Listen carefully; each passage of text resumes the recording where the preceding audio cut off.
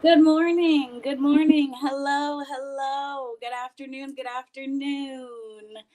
My name is Mekaya Williams Franklin, and welcome to Black Mental Health Matters. Our mission here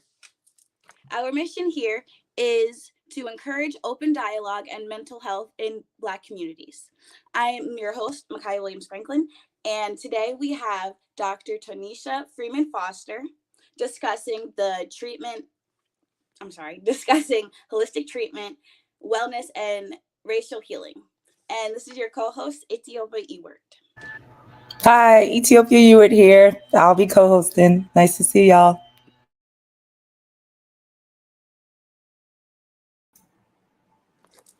Hello, hello, Dr. T. Would you just mind going ahead and introducing yourself to the audience today? Absolutely. And thank you all so much for the opportunity to be here today. My name is Dr. Tanisha Freeman Foster, also known as Dr. T. I'm very excited to be here today to talk about Black mental health. This has been something that has been a great passion of mine. My background includes working in child welfare, working in HIV/AIDS, and also working with individuals who are living with or impacted by mental illness. We try to focus on mental wellness, though. So I'm here. I'm interested and excited to talk about this topic and what organizations can do, what we can do as individuals, and how we can support each other in our communities. Thank you for that, Dr. T. You mentioned something just a second ago that I just want to tease out a little bit more. You said we work on um, mental wellness instead of mental illness. Can you expand on that for us, please? Absolutely. I think we have gotten to the point where illness sometimes dictates that we are patients, and that we are doomed to have a life of sickness. But when we focus on mental wellness, I feel like it inspires hope, that it says this is something that is manageable, similar to diabetes or similar to high blood pressure, that it's manageable and that there's hope, and that wellness ultimately is the goal, and that we can work, we can go to school, and we can navigate life and have a mental health diagnosis. And so I think really focusing on that allows people to be healthcare participants and not healthcare patients. And so it gives them their power back, and it empowers them to do what they need to do for their own wellness. Love how that sounds. That is absolutely like it's a very important thing, which is why I wanted to just highlight that fact that like when we focus on illness, we focus on the illness. When we focus on wellness, we focus on the person. So thank you so Yes. much for highlighting that for us, Dr. T. Mekaya, would you like to go ahead? Yes, yes, yes, yes. I would love to go ahead and just on and get the ball rolling. So our first question that I have for you today, Dr. T, is having spent your 20 notable years as a public health and equity professional, what does the prevalence of racial healing and wellness mean to you, whether it's inside the workplace or outside of the workplace? Absolutely. So thank you for asking that question. And I think it means a variety of things. First, I think it's important for us to understand that racism occurs in the workplace. And no matter where you work at, there's some level of racism there, most likely. And even in health and equity organizations, there's some level of racism. And so I think knowing it when you see it and saying, okay, it's here. And once I recognize it, I can do something about it. And once you recognize it, there are ways that you can find support from team members who may be like-minded. And these could be diverse team members from all different backgrounds who can help um, navigate the work and navigate the atmosphere, and also provide a sense of support. It may be going out to lunch with someone, talking on Teams or WhatsApp or whatever, or text messaging.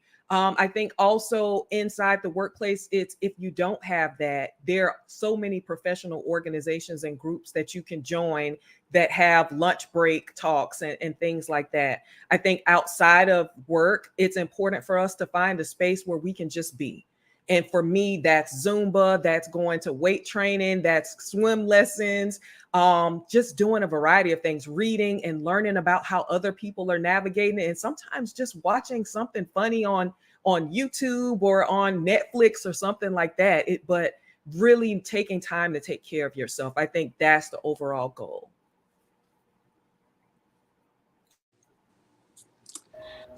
Thanks, Dr. T. Our next question is, how can holistic treatment support racial healing and wellness?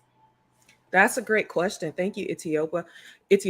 I think it's important. Like we have to do it. We have to heal. And so looking at strategies, and I think holistic for me means whatever helps you feel your best, wherever you receive energy and support from. And it could be whatever you decide. And I think we've gotten stuck because we've been wronged by the things that we deem as healthy. It's not clinical, or it doesn't fit in this particular box. And so we've been wrong. We've been made to feel ashamed that that's not it, when actually it is it. It's that place that makes you happy. And so I think it's important. Like we have to find those spaces where we can just be, where we can heal, where we can refuel our well, and where we can be surrounded with people that give us energy and breathe life, and reinforce the goals and the values that we have for ourselves and our communities. I love the fact that you mentioned spaces, because having a safe space is very important, especially being in professionalism, being in the corporate world. As a Black woman, I'm sure that you have had situations where you feel as though you had no other choice but to turn to finding that refuge or finding that relief within yourself. And that in itself is wellness. I feel like when people hear holistic and wellness, they think that it's some like huge category that takes like such a long time to continue, or to even like start, let's say. But people don't realize that little things that they do, like to a from a day-to-day routine to a weekly routine, all contribute to your holistic health. So I think that was actually beautiful that you mentioned that. Thank you. No problem. For our next question, I have for those seeking support with racial healing, holistic treatment is not the first suggestion, especially within our own community. Do you feel as though holistic treatment not being universal contributes to any racial discrimination, like outside of the Black community? Absolutely. I think anytime we don't take into consideration what helps people heal, it is a form of racial discrimination, because it causes inequities that are, we see disparities across race. And a lot of that is because we haven't figured out how to help people normalize what they consider as healing for them. And so I thought about this question, and one of the things that came up for me was, for example, if I had a business that said, bring your kids here, and I opened it for parents who wanted to go on vacation and said, you can bring your kids here. They'll be taken care of while you're away celebrating your anniversary, or you just need some parent time. And you brought your kids over and say, okay, here's a list of the things that my kids like to eat. And when you left, I took it and I ripped it up and I was like, they're going to eat what I cook, and they're going to do this. And I didn't take into account their allergies. I didn't take into account what they love to eat. And when you returned, they were lethargic, they were dehydrated,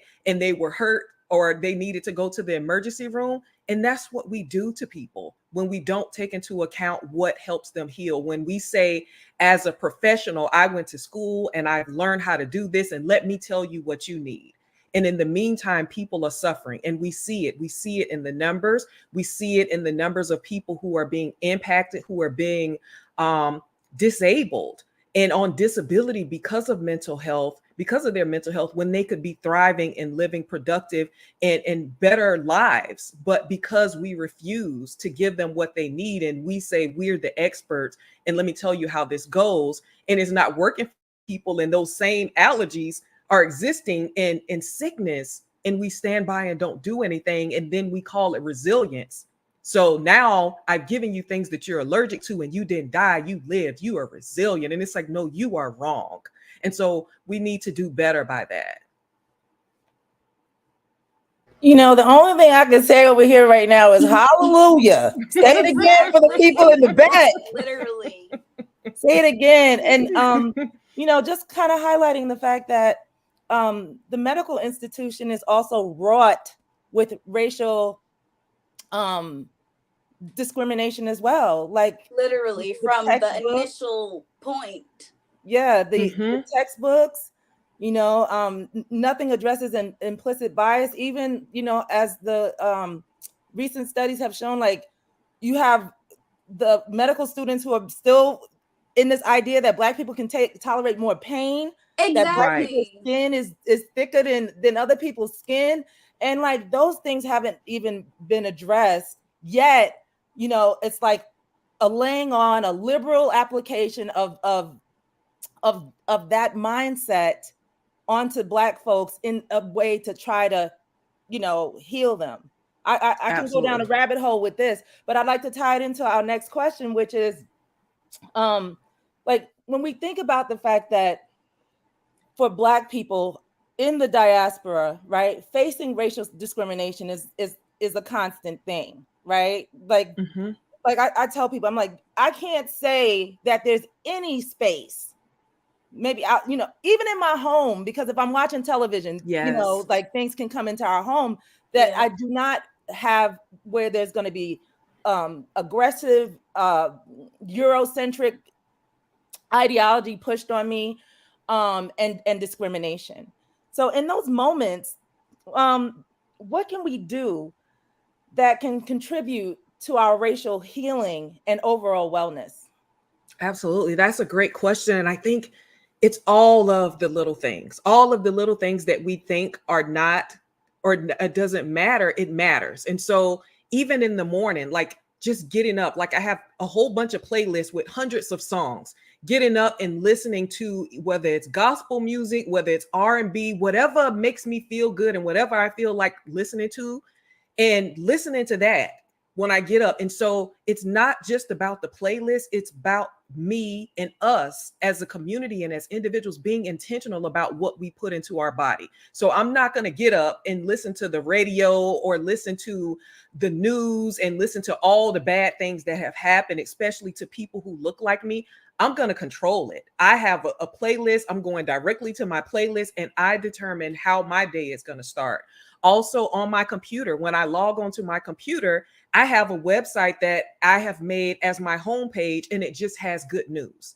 And so it's things like that that we can use to control what we listen to. If I'm in my car, there are certain things that I listen to. And at a certain time of the day, if I need to know what's going on in the news, I know where to find that at. But in the meantime, I think it's about being in control of what we put in our system and the seeds that we allow to be planted in our system. And I always say, always compare it to going to a bank and depositing a check from another bank. And that bank doesn't just deposit it right away. They take it and they hold it and they make sure that that other bank has, whoever wrote that check, that that account has money in it. And if it doesn't, here's your check back. If it does, we'll wait a few days and deposit it. And I think as human beings, we have to do that.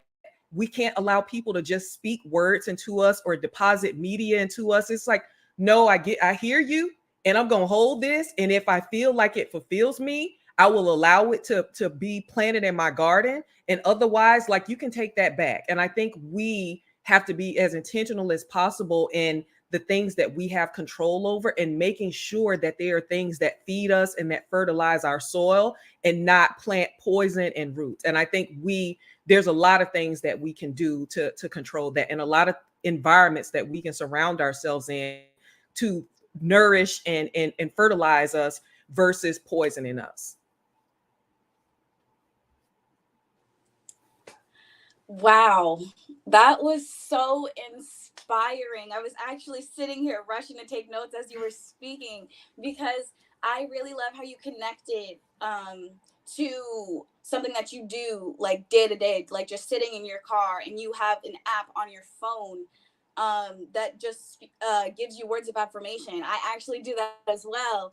And now that I'm thinking about it, yes, that is literally like almost textbook definition of holistic health, because you're feeding back to yourself. Like some say, words of affirmation can be considered to be a love language, and we Mm-hmm. can have love languages within ourselves. And I feel like speaking such powerful words to yourself is a big part of holistic treatment and even racial healing as well. Because growing up, me personally, we were talking about school before.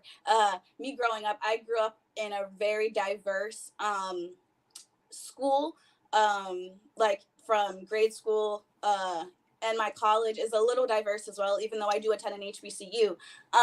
It's just, I feel like at my HBCU, I don't necessarily see how, well, I don't necessarily, I feel like I can take that collective breath because I am around more people and I am in that safe space.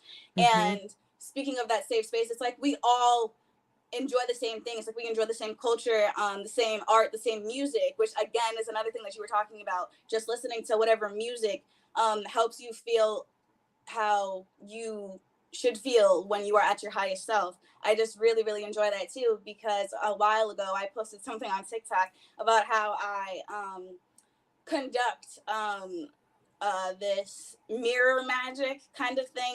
It's a confidence boosting mechanism, which is holistic treatment as well. And these are just a couple of other day to day things on top of two of the other great things that you do. These are my variations of them. Mm-hmm. But again, people do these every day and don't think like, hey, this is actually helping heal me, or hey, I really needed this. And I think that that's just the beauty in it, because you never actually have the chance to take a step back and realize that, hey, I'm like healing myself until like you take that journey and you take the approach to the growth. So I really thank you for sharing that. You're welcome. Yes, thank you. And I think it's again, it's the little things. I'm sitting here in front of my computer and I have sticky notes of affirmations around Exactly. my monitor, or it's sticky notes in the bathroom, on the mirror in the bathroom. And so wherever you are, there should be some type of affirmation or something that uplifts you, or a photo from a outside of your favorite place, or something. Like, we have control over that, and we can do that. Exactly. Etiyopiya, did you have anything to say about anything that you might do on a day to day? Well, one of the things that this question has me thinking about is at one point I lived in public housing. And so for folks that don't know, public housing is through the United States government, and it's like one of the most depreciated places you can live in the United States. And what it made me think about is this. I'm gonna put this here, put it up for everyone to see. But Resma Menakem, who wrote this book called My Grandmother's Hands, Mm-hmm. um, he said this. Let me find it. Sorry, it's at the bottom. I'm gonna put it here. Trauma decontextualized in a family looks like family traits. Trauma in a people looks like culture.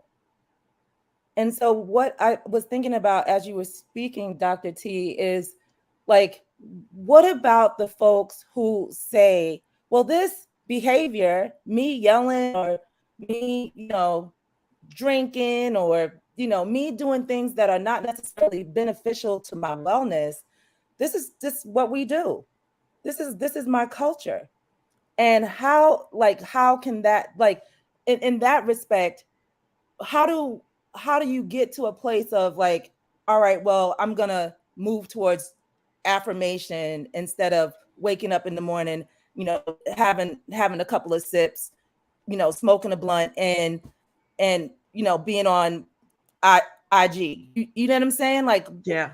if you can speak a little bit to that, I would appreciate it. Absolutely. And I think that's a great question. I see someone say about power. I mean, prayer is powerful. And I totally agree with that.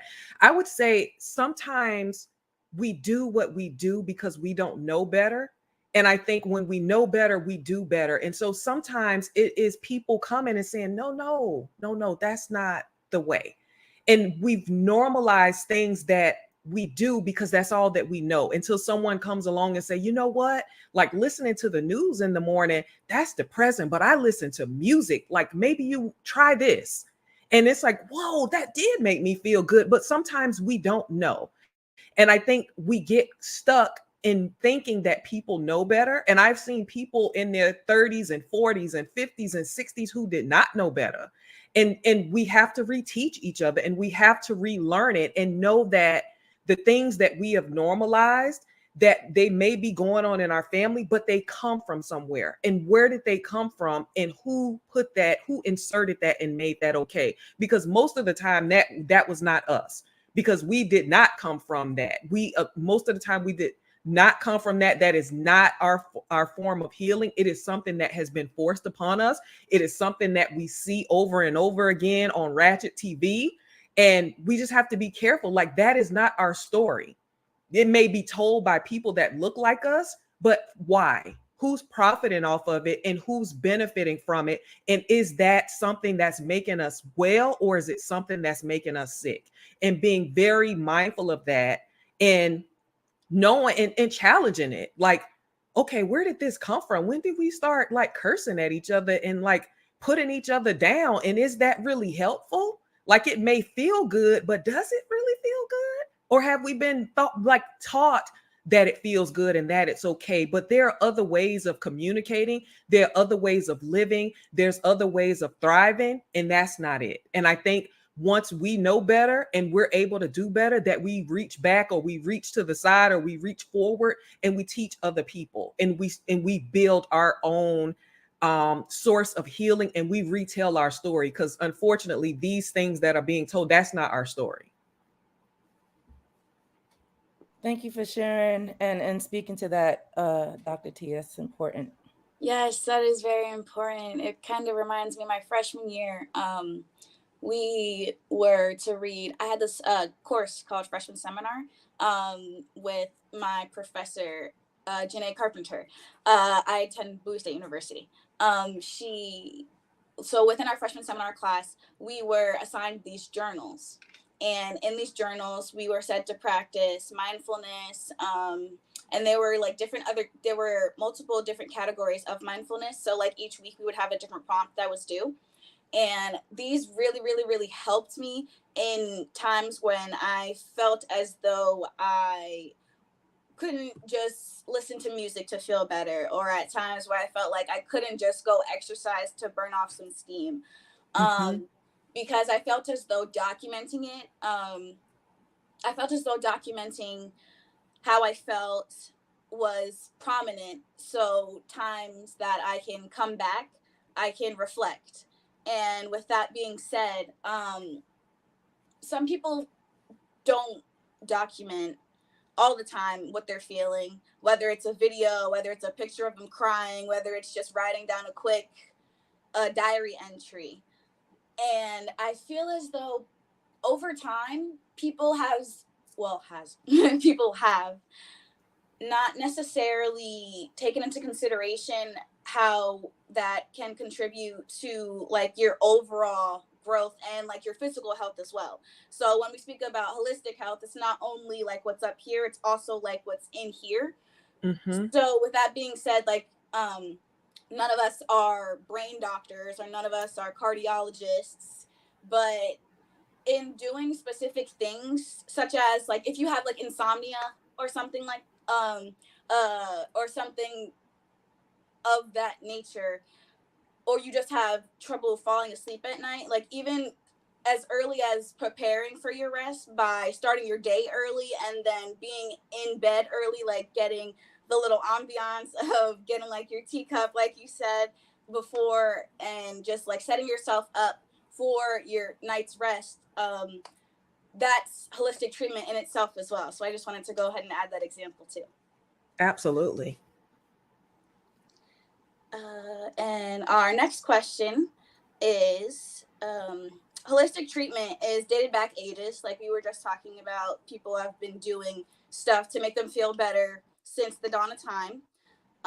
This is because humans are prone to seek relief and refuge, how I was mentioning earlier, in times of indifference. So when it comes to racial discrimination, like if it only continues or if it gets to the point where it's out of control in our country, because you never know, I wanted to know, do you feel like people will stop looking to holistic treatment, or will stop, or eventually,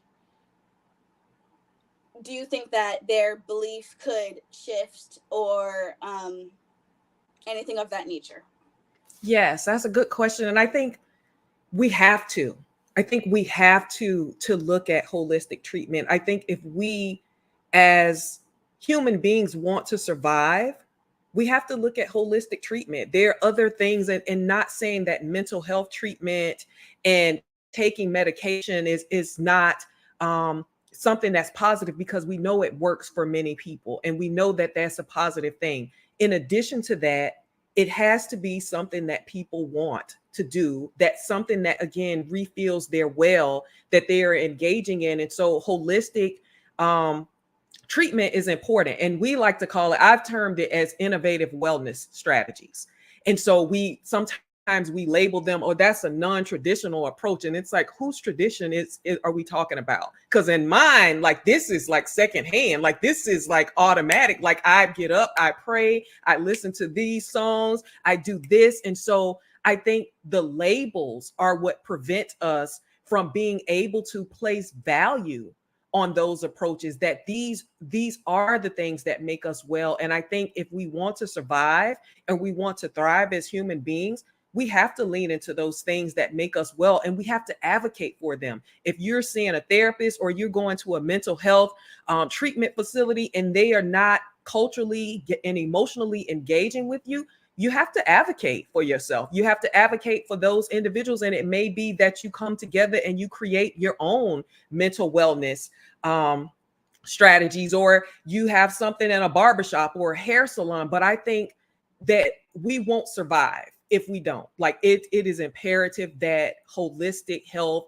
innovative wellness approaches are implemented, because those are healing for us. And I think this is what's in our soul. I really believe it's in our soul and it's in our DNA. And so any deviation from that, we might we might take our medication, we might do all of these things and do them religiously, but there's still going to be a piece that's missing. And that is because it's in our DNA. And so I think if we want to survive and if we want to thrive, it's important. Like, it's not optional. It's not maybe I'll do it. It's like, when, because I'm doing it. So when it every day. And so I think we have to.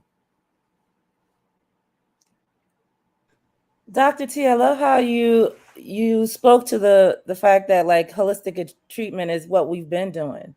Mm-hmm. Like, I think, like, because what the way that like we're practicing Western medicine now, this is so recent. Mm-hmm. It's so recent. Like, I'm not sure if folks know about the Flexner report. That this dude Flexner worked with, I think his name was Abraham Flexner, but he worked with the Carnegie's, and this created the model that we have right now, and that was done in the 1900s. So prior to this, what we see as holistic healing, which holistic healing, it's there's not the separation of the mind and body in that. Correct. The dichotomy of mind and body, right? That's what holistic healing was about. And so what we're doing now is so new. And but it's also where all the research is being done, right? It's where all the money goes. Correct. So there's not enough research exploring all of the benefits, unless you look at like China and India and those places that still rely on a lot of holistic treatment in supporting the patient, right? And supporting the individual with their wellness, right? So I'm happy to hear that, because I think when people hear holistic treatment, sometimes, particularly in our community, some folks may think like, "Ooh, that's some new agey stuff over there. I don't know That's nothing some about voodoo that." stuff. Right. Exactly. And it's like, no, this is us. this is, this is our foundation. And I love what you said, like, this is, this is what we do. Just bringing it back, like, this is what we do. And I think, like you said earlier too, and like letting folks know that this is what it is, then it becomes something that is, it's more of an option for us, instead of just Yes. relying on one method that is tinged. And I'm not saying holistic treatment is not tinged with racial discrimination and stuff like that too, because of who is practicing, right? But like, we already understand that there's a lot of discrimination, and look at the disparities that happen for Black folks in with Western medicine. Being able to have those resources that we have in our home, you know what I'm saying? Like you said, the music, you know what I'm saying? Maybe it's looking out your window. Maybe it's just cutting off the TV and sitting in silence. Maybe it's Yes. a hot shower. Maybe it's a cold shower.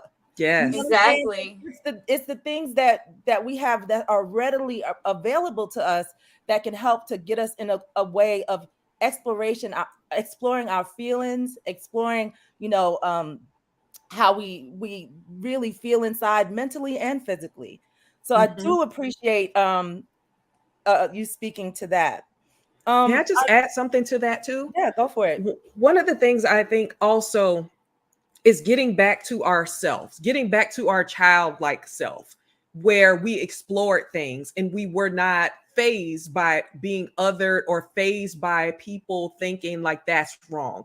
And what I found, even in mental health and some in substance use programs, is when we ask people that question, like, as a child, what made you excited? Like, what did you want to be when you grew up? Like, what type of activities did you engage? And people start smiling. And it's like, I really love to fish. Like, I really used to want to be a barber. What's stopping you? And now society and all of these things have gotten in the way. And it's like, how do we get back to our childlike minds, where we thought of things that made us excited and there were no boundaries, there were no barriers to it? And a lot of times we will find that holistic healing and that wellness in that. Like, man, I used to love to paint. Well, let's go get you some paint board and some paint and let's get with it. And those are the things that make us happy before they've been contaminated by all of this narrative around who other people think we should be, and we strive to live up to that to our own detriment. What is it that makes your heart smile? What is it that you always wanted to do? Like, if money, opportunity, or restrictions did not create a barrier, what is it that you want to do? What is it that you want to be? And what does that feel like every day? What does it look like? And the people sit back and they get these smiles, and it's like that thing right there. I don't know what it is, but I just seen your smile. Let's write that down. And we know it's in us, but it's been wronged and it's been othered, and we've been made to feel less intelligent because we choose wellness through other ways, and we forget that people are profiting off of us being sick. And we sometimes, I struggle with this because I question, do we really want people to be well? Because if we did, we would ask them what they needed to be well, because most people know, they just don't know how to get there. And so we do a great job and we fund treatment and crisis, but little funding goes to wellness and prevention because it's not profitable. Because if we taught people to lean into what felt good for them and what was in their heart and in their soul, we wouldn't make money off of it. And I say lean into that, because that's your best self. Lean into what makes you feel good and follow your own instinct, follow your soul, because it's not going to lead you wrong. That is beautiful. So beautiful. I'm just like at a loss for words. There's a lot to take in. I had a thought and then you were just inspiring. I lost completely my train of thought. Itiyopiya, did you have Oh, anything that you wanted to say? I got to get my thoughts together. Yeah, go for it, girl. I I also really appreciate what you said, and it reminds me of, like, there's so much wisdom in our community. I mean, all across the diaspora, we have analyzed and we have spoken about this stuff for forever, right? It brought me back to like Toni Morrison and James Baldwin and the things that they say, like, Toni Morrison mentioned, like, well, if we didn't have to focus on racism, what would we be doing? Living our best lives. Right? No, I mean, she didn't say it exactly like that, but that's the gist of it, and that's what it brought back to, that's what it brought to me, was just like, wow, right? Being in that place of imagination, right? The remembrance of self, right? Like Mm-hmm. the remembrance before anything else, before all the trauma, before all of this and that, before people, like you mentioned, unintelligent. I'm like, yo, right? Before people told you that you could not be what you wanted to be, what did you want to be? And even as you said that, I started smiling because I was like, yeah, yes. I was And like, that this is is, the right profession. that also speaks to, like, Dr. T, you also mentioned, like, the profit in folks suffering, Mm-hmm. right? The profit in that. And I think that's a very important thing to highlight, because like, this is a business for folks, Mm-hmm. Absolutely. illness, and now wellness too. It I think it's really important for us to have that awareness that it is a business that makes money off of our suffering.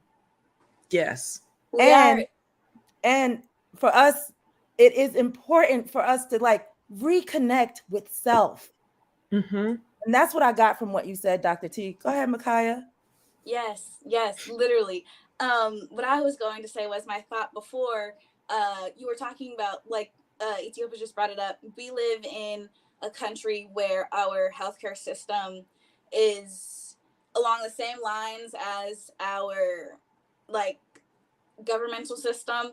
It's very capitalist and they love profit. So of course their initial point is to make profit off of those who are suffering, off of those who are sick, off of those who have disabilities, off of those who are minorities.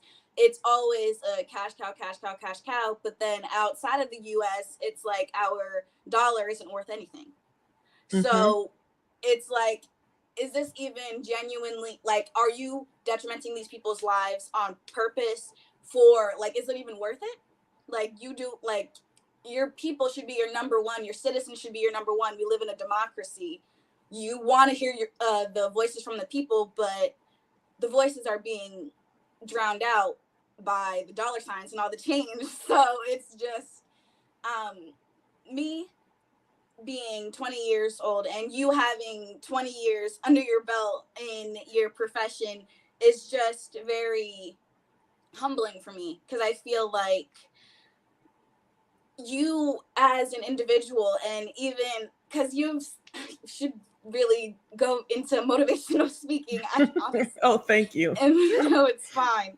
Like, I was really, like, genuinely taking notes about how you were talking about connecting to yourself and connecting back to your inner child, and these are all things that I had to unlearn when because as a child growing up, I was told this and that, going through Mm-hmm. middle school, this and that, high school, this and that. And now I feel like, I'm not sure when I had this, like, super duper, like, epiphany slash breakthrough, but I have been undergoing a lot of unlearning, and in doing unlearning, I'm, like, reteaching. So in a Yes. sense, I'm trying to heal my little me, as adult me is also trying to heal. So it's just, like, all tied in. And holistic health has really, really, really helped me with that, because, like, just listening to music, just making myself some tea, just going outside and just taking a walk, like, these little things are all holistic treatment and are involved in holistic health. And our community, just, I feel like the label is really what scares them. So I feel Mm-hmm. like finding what works for you and then continuing and being consistent with that is ultimately how you can begin healing from within. So I was really, really inspired by what you said. Thank you. Thank you. And Ethiopia, I know you put in my grandmother's hands earlier, and that is a book that we're reading at work for a book club that I lead. And one of the things that he talked about in that book is about how it was just up until recently where Black bodies had some type of control over them, over their self, and how this is problematic. This is problematic for the system. This is problematic for colonization, because we that seeks to control. And so being sick is another means that allows us to be controlled. And so just being mindful of that and being mindful of wellness. And I think that is the strife with holistic health, because that gives us our control back. That gives us control, because as a sick person, you are dependent on a system, you're dependent on a person.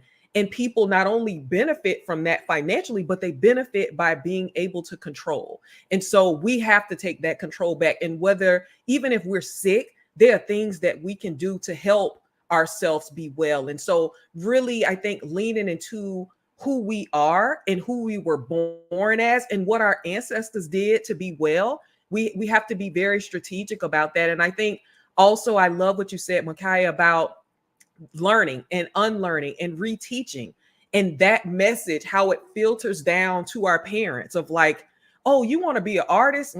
Artists don't get paid good. You need to get you a good job so you can get you some benefits, and like you do art stuff on the side. And even that, like, where'd that come from? At fear, because they want us to be successful and they want us to do well. And so we have to be, again, really conscious of how we receive information. And if we even receive it, here's your check back. That check, that's a bad check. We're not taking that check. And really filtering that message and leaning into us as a people, like we have strength. And I think we don't say that enough. I am strong, and I may not know it all, but somebody that I know does. Where I am struggling at, they are strong in, and where they are struggling at, and I am strong in, and together we can win because we don't have any weaknesses. And so I think really leaning into that is important. Thanks, Dr. T. I wanted to highlight uh, something here from Regina Rowe. Dancing is a form of play, if you think about it. And as you were talking, Dr. T, I was thinking about, when them drums get started, you know what I'm saying? When Dave Chappelle had some comedy about that, but back in the day. But like, when there's something about the drums, when those drums get started, something happens to us. Yes, You know that what I'm saying? cadence, we know it. It's in our soul. Something it speaks to it, and just it made me think about like where I live. There's a gentleman who is his family has that's what his family has been doing. They're in country in West Africa. I've maybe it's Ivory Coast, but in any case, like a long line. This is what his people did. You know what I'm saying? This is what they do, right? And he was like, "Yo, we got like patterns for this type of ceremony, for this type of healing. For you don't play this when a woman is pregnant." Like I was like, "What?" You know what I'm saying? It's just so like the thing is, it's like what I being a Black American and like not being able to trace my roots back all the way back to the continent.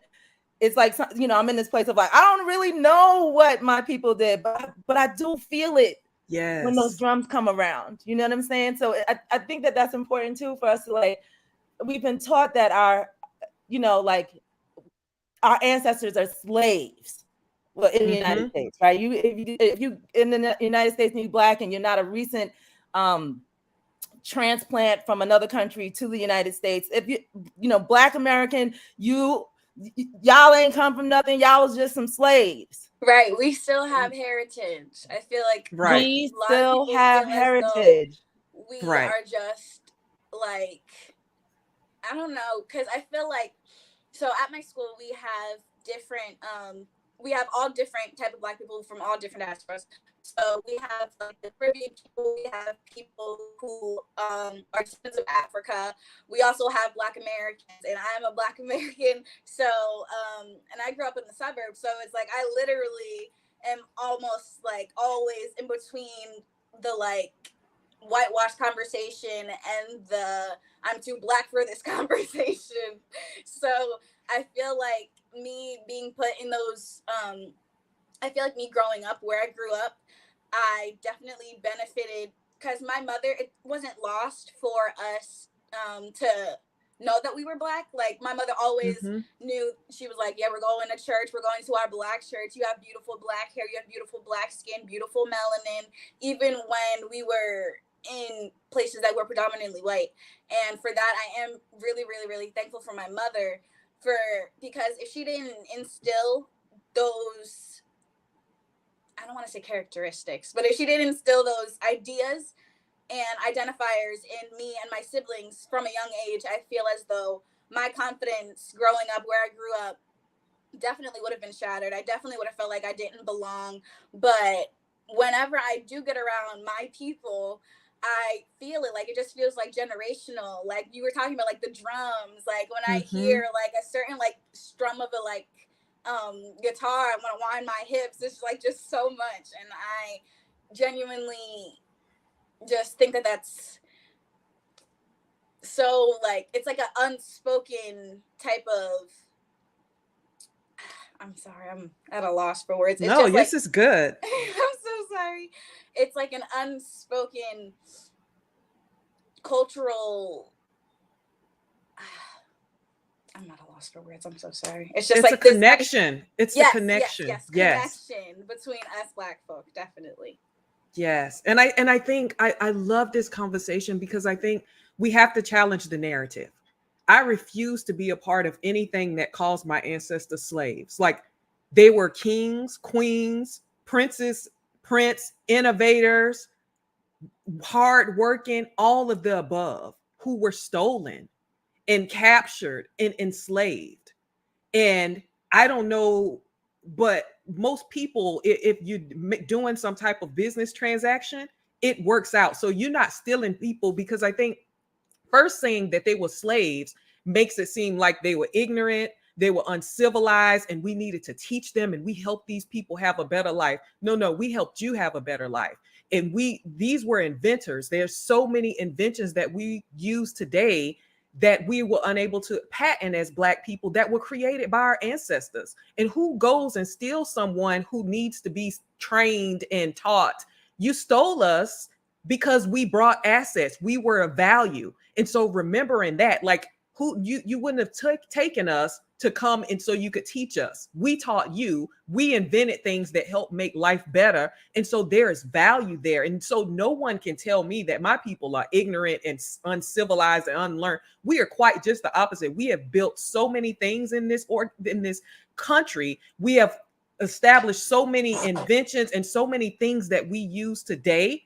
And if we were a liability, you wouldn't have enslaved us. That's not even good math. It's not good business. It's not good anything. And so we have to call a lie, and really lean into who we know we are, and really disrupt that narrative that's played on TV in front of us, of people who look like us, who are fighting each other and who are cussing each other out and doing all those things, traveling to other countries and fighting and throwing drinks on each other. Like, who does that? That is not who we are. And at the same time, we don't own television stations. We are not promoted. So who is benefiting from this? And so unlearning the story, reteaching the story, and cutting off the garbage. We have to. We have to tell our own story, and we have to tell it in a way that is truthful and in a way that speaks to what we are and who we are as people. And we're thrivers, we're innovators, we're intellectuals, we are creators. Like, we bring energy, we bring flavor to food, to music, to dance, to Yes. praise, all of those things. Like, let's not get it twisted. Let's tell the truth. It is so important that we work on our words and how we tell our true stories. I actually came across this post the other day. It was the definition of the word negus, um, also known as another word for king, used as the title of the sovereign of Ethiopia. And I think this really ties into the whole, should nigga be a word or should it not be used and whatnot. Growing up in my very diverse school, I was always told, oh, I don't think anyone should use it. Or I don't think that someone should be told not to say this. And because of this, I actually did unfortunately have a few minor issues when it came to race and stuff like that in my community. It was almost as if like not a lot of people cared as much as I did about the situation. So I always went hard for like activism within my community, and I always made sure that everyone knew, like, yes, I'm Black and I'm proudly Black. I was part of my school's Umoja club. It was just, I was unapologetically Black, and I feel like once we get to the point where we are comfortably unapologetically Black, as like a whole community, and this whole light skin versus dark skin versus brown skin thing is thrown out. We are all one entity. We are all the Black child. We must all heal the Black child. We are a community. We are a culture. And that's why I'm saying, how you said before, we are not slaves. We were enslaved. And the whole if we were a liability, like, come on now. We'll still I be feel over like, there.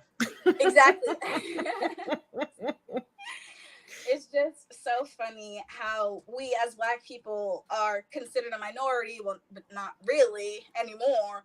I just feel like we need to reclaim and reteach.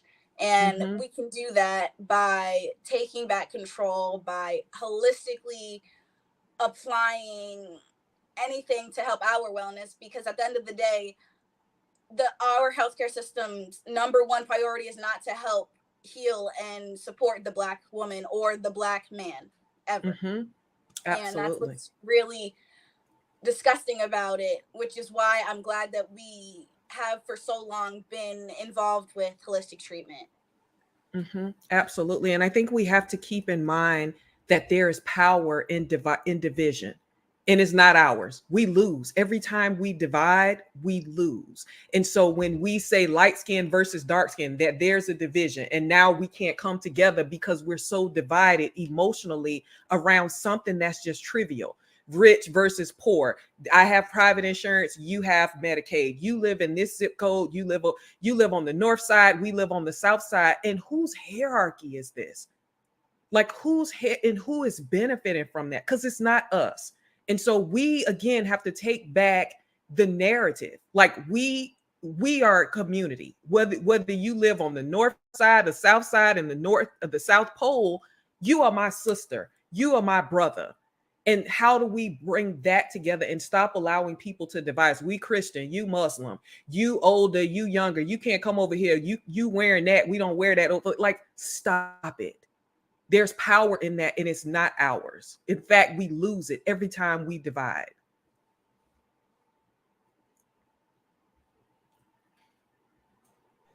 I really appreciate this whole conversation and the framing of wellness and reconnection to our heritage. Like the importance of that. You know, I don't know if folks, when we think about holistic treatment, if we even consider that part, because it's that part, like you said, that it's regaining the control. It's controlling that narrative that, like, yo, like, we the cream of the crop. Y'all took us because y'all knew we had this knowledge. It wasn't that we were just ignorant and we were savages and we needed to be trained and learn and all. No, we already had our whole thing going on. Exactly. Absolutely. And so I think the framing of holistic healing in that way of like reconnection is so valuable. And it really touches me. Like, I'm sitting here almost with tears in my eyes, because I'm like, wow, that is like so powerful. Like, I think about like, I work with community, and like having little Black children say to me like, well, I don't know who my great whoever that person is, but we don't even come from nothing. And how that would hurt me, because the narrative is so prevalent, right? And we don't have the opportunity of learning through media, right? That's not mainstream for us to learn that we should be proud. Absolutely. You know what I'm saying? And just thinking about how much that alleviates for us mentally, like how much mental labor it is to walk around thinking that you are nothing. Mm-hmm. Right? Mm-hmm. So I do appreciate the focus on reconnection to our heritage, reconnection to our ancestry, reconnection to those ways of being that are inherent to us as one of the modes of holistic healing. And we have just a few minutes left. um, I'm going to ask this question. Dr. T, what advice would you give your past self, prior to all the knowledge you have right now, uh, about attempting to heal from racial trauma and discrimination? That's a great question. I think it is knowing that I am amazing, that I am phenomenal, and that I can reach whatever goals I set out to reach, no matter what is said, that I come from greatness, that I have it in DNA. And I think where my mind is, my body will follow. If I think that I'm nothing, then that's going to show up in my choices. But if I think I'm the like princess to a queen and king, like I'm follow suit. And so I think it's that, like knowing we are those people and that we are from greatness and allowing our minds and our bodies to follow suit. Dr. T, thank you for that. And I also, what I want to add on to this is this, right? We come from kings and queens. We come from the architects, the engineers, the scientists, you know what I'm saying? The spiritual leaders, the healers, the astronomers, All of it. all of it. The agriculturalists, like when I learned when I learned the value of rice, Mm-hmm. you know what I'm saying? Like the Carolina gold rice is African. What? Yes. You know what I'm saying? And all of the knowledge and the wisdom. And I feel like in this moment, I just want to say this, like, it feels so good to even remember this in this moment, because we are a diaspora. Mm-hmm. You know what I'm saying? We're not just here in the United, we all over the place. Yes. We have never been the minority, ever. Everywhere Europeans went, they found us. They're like, oh, y'all over here too? Well, we're gonna call y'all Negritos over here. We're gonna call y'all X and Y over here, but we was everywhere. But just really recognizing the the the the heritage, the legacy, how inspirational that can be to folks, and just even saying, I want to do something different. Yes. Powerful. All right. Well, Dr. T, we have just a minute left. I don't know if there's any closing comments you'd like to say.